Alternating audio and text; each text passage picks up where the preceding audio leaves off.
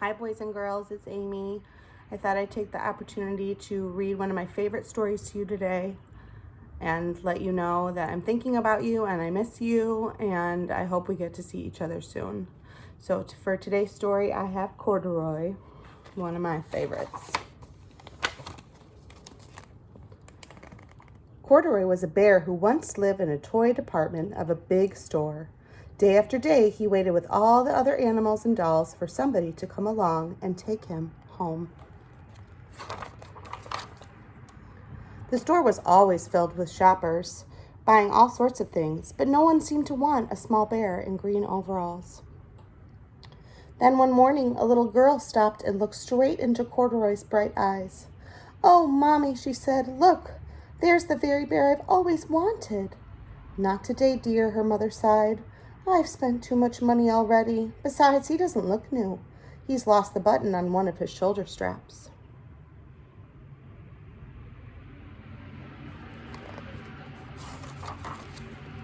Corduroy watched them sadly as they walked away. "I didn't know I'd lost a button," he said to himself. "Tonight, I'll go and see if I can find it." Late that evening, when all the shoppers had gone and the doors were shut and locked, Corduroy climbed carefully down from his shelf and began searching everywhere on the floor for his lost button. Suddenly, he felt the floor moving under him, and quite by accident, he had stepped onto an escalator, and up he went. Could this be a mountain, he wondered? I think I've always wanted to climb a mountain. He stepped off the escalator as it reached the next floor, and there, before his eyes, was the most amazing sight. Tables and chairs, lamps and sofas, and rows of beds. "This must be a palace," Corduroy gasped. "I guess I've always wanted to live in a palace." He wandered around admiring the furniture. "This must be a bed," he said. "I've always wanted to sleep in a bed." And up he crawled into a large, thick mattress. All at once he saw something small and round. "Why, here's my button," he cried, and he tried to pick it up, but like all the other buttons on the mattress, it was tied down tight.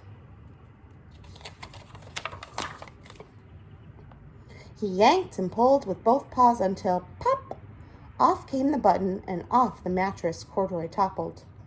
Bang! Into a tall floor lamp. Over it fell with a crash.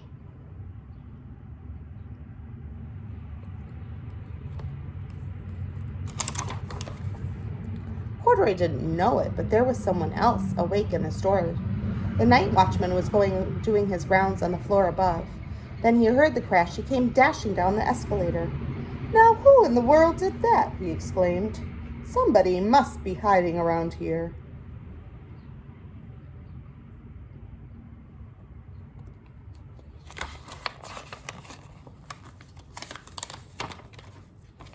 He flashed the light under and over the sofa and beds until he came to the biggest bed of all, and there he saw two fuzzy brown ears sticking up from under the covers.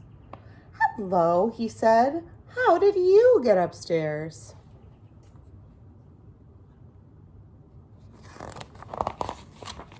The watchman tucked Corduroy under his arm and carried him down the escalator and set him on the shelf in the toy department with the other dolls and animals.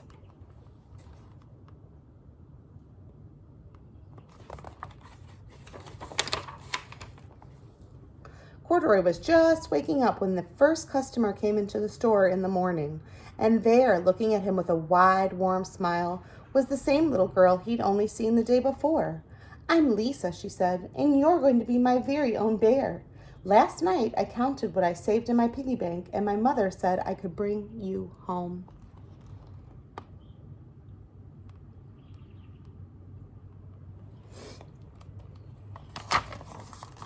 "Shall I put him in a box for you?" asked the saleslady. "Oh, no, thank you," Lisa answered, and she carried Corduroy home in her arms. She ran all the way up 4 flights of stairs and into her family's apartment and straight into her very own room.